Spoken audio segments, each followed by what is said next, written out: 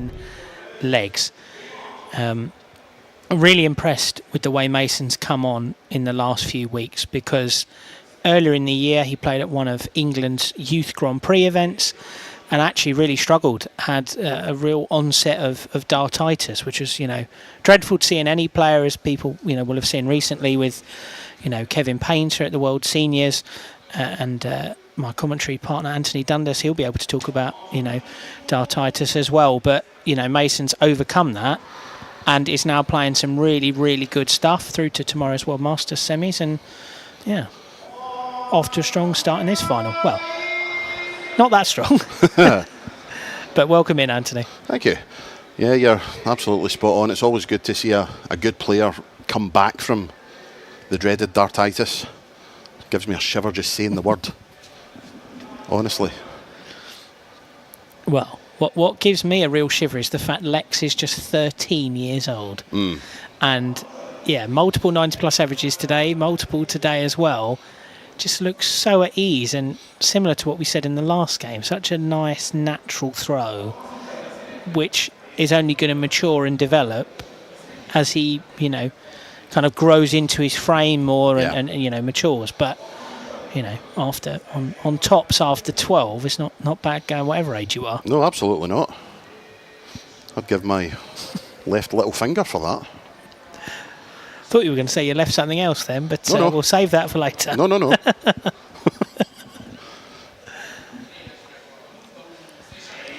But yeah, the steal there, Mason did throw first, but it looked all like Lex was going to break the throw and run away with it, but that is Mason Teese who's first on the board. Yeah, I think Mason's game, it's not maybe quite as flashy as we've seen some of Lex's performances, but he's that little bit older, and I think there's a lot more of that consistency there. It's just sort of every game's been in that low to mid 80s range, and he's done what you need to do. He's beaten what's in front of him.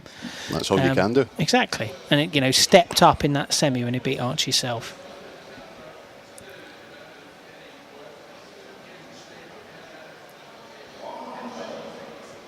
Yeah, just going back to the dreaded D word, which I will try not to say again, because it does actually give me a shiver. We've seen players have it and then come back from it for as long as I can remember. Even before I knew what a dart was, Eric Bristow was the prime example. He, in the 80s, came down with it, still managed to reach a semi-final in the World Championships in 1997. And you could still tell he suffered from it, and his throw completely changed as he went on. When he was doing exhibitions in his later life, his throw was unrecognisable. It was horrid, to be honest. This isn't horrid. If this goes in, this would be wonderful. Oh, wires width away. Mason comes back for 54. 14 for his favoured tops.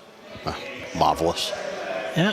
Back-to-back 17 darters. Mason leads 2-0 in this race to 5. But yeah, I mean, there are other examples. Richie Bennett is someone I've spent time with, spoken to before, and I remember Richie telling me that basically he had to just throw himself at the board. Yeah. And it was, I'm going to hurt myself because then my body will let go of it. And that's why now you see, Richie, flinging the back leg up, and it's not great to watch, but comical when he nearly kicks himself in the back of the head. But that's irrelevant. Yeah, you're just going to make sure you stand back so you don't get caught with the follow through. But he's made it work. But you see so many players. That's it. That's you. That's you done for. At any kind of competitive level. So yeah, when I heard that earlier in the year Mason was struggling with it was really real shame. Definitely not struggling now. Absolutely not. First 180 of the final for Mason Teese. But even in more recent times, everyone remembers Berry Van Peer at the Grand Slam against the well-known match against Cameron Menzies. Superb stuff from Mason to leave tops after 12. But even Bo Greaves struggled with it for a good while, and now she's unstoppable, unbeatable. finds tops again. It's a brilliant performance so far from Mason Teese. Ignore what I said about the sort of steady low to mid 80s. It's a 95.9 at the moment. But yeah, I mean, I remember seeing Bo at Chelsea 3 years ago when she was really in the grips of that dartitis, and to think that I know I've just made you shiver by saying the word. 6-7 months later, she won Lakeside for the first time, and it's just been non-stop. She now wins almost everything, and her losing a final or earlier in the tournament is a significant event, the same way it is for, you know, those true greats of the game where you have to be special to have beaten them. You know, she is very much in that rarefied air, to the point where this week we're dropping a leg is remarkable unusual news. Yes. But yeah, Mason's looking in fantastic nick here. 133 there to leave himself on 132 after 9. Takes the average over 100. Lex not doing an awful lot wrong, to be honest. He's playing quite well, but he's had one shot. He had one shot in the first 2 legs. Yep, double checking with our referee Garen Roderick what's left. One half of our refereeing team here in Budapest this week, Garen Roderick and our friend from Denmark, Christian Sorensen. Indeed. We have plenty of referees here this weekend, to be honest. We've got those two, myself, Nick Rolls, of course, and Marco Myers here, but Marco and Nick taking more to do with the organisational side of things this weekend. Tops again for Mason. He's just not missing it. He's just not missing.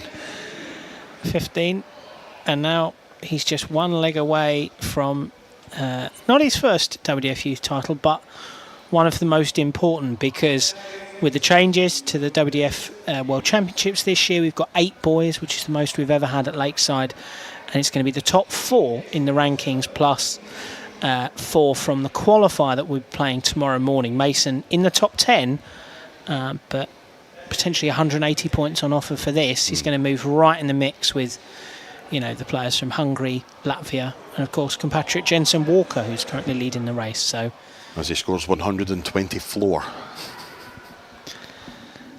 I will always make that joke. I don't care who it annoys. I don't mind it at all.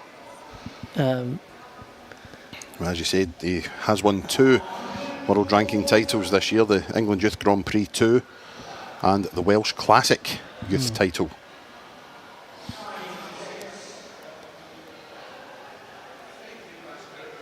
Very, very impressive this has been. It's just a lovely throw from Mason, and it's all for him working down to get into tops, which he's done with ease in every leg so far, and now he takes on 102. Treble 14, finds it, gives himself a shot at tops. This time he does miss. That's one match dart missed for the young Englishman. So, but Lex not on a finish, 188. Applies almost the maximum pressure he can with a 140, but Mason double 10 for the title. Double 5. Inside on the 10 with the second dart, and then outside on the 5. So Lex, smile on his face, comes back for 48. Single 16, leaves double 16, which he finds at the first time of asking. So that's a breaker throw for the young Belgian, 4-1. And Mason, hopefully, will just get those 4 missed match darts out of his mind. He'd been faultless until then, and now he will come back looking to put this game to bed. And he's putting on the afterburners there, a 140 to begin this 6th leg.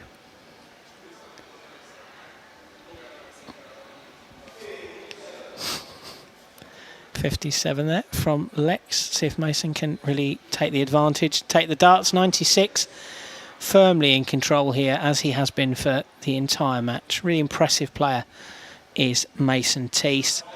You know, came here this week because he'd qualified through winning that England Youth Grand Prix, as Anthony mentioned. And, you know, ultimately he wants to get to Lakeside.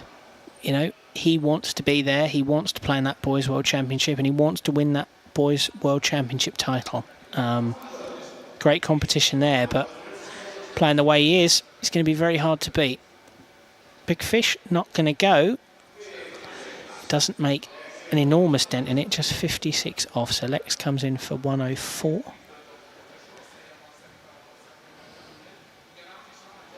One's a big 7 and then a treble 15. So he's got double 16, 32 left. As and when he gets a chance to come back, which he will do now, Mason finds the big 5. 52 left. Leaves himself tops. So will this be a second leg on the board for the young Belgian Lex Paeshuyse?